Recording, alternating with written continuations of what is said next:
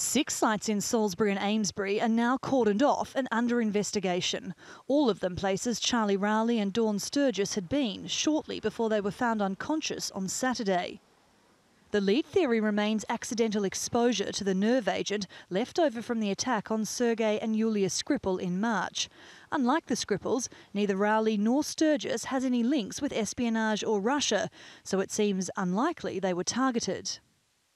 We are taking this incident incredibly seriously and working around the clock to discover precisely what has happened, where and why.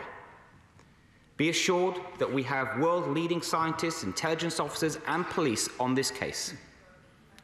It's believed the couple visited this park behind me here in Salisbury on Friday night before they fell ill. Now police want to know exactly what they touched while they were here, as investigators try and pinpoint where the pair was exposed to the nerve agent. British authorities are on the defensive. Just how much Novichok is left out there, and how worried should people be? Based on current evidence, the risk to the general public as a result of this incident remains low. I understand that people in Amesbury and Salisbury and those who've recently visited the area will be concerned about this incident.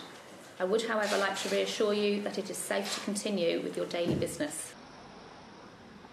It's been just 4 months since the Skripals were poisoned, so locals are familiar with scenes like this. But they fear this second incident will scare tourists off again, a serious concern for the regional economy. I think people are just a bit like, oh no, not again, do you know? Because clearly people will react.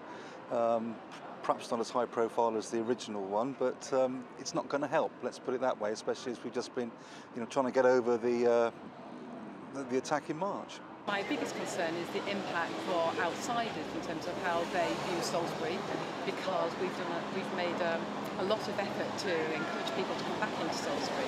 Prime Minister Theresa May was in Berlin on urgent Brexit business, but clearly events back home required her attention too.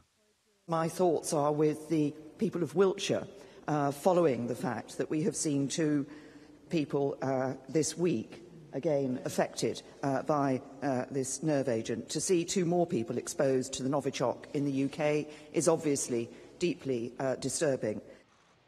The British are convinced the Russians carried out the poisoning of Sergei and Yulia Skripal. On Thursday, they demanded clarification on how the attack had been carried out so that further contaminations could be prevented. Russia still denies any involvement. The original incident led to the mass expulsion of diplomats and a new low in relations between the West and Russia. It also had a huge impact on the lives of people in and around Salisbury.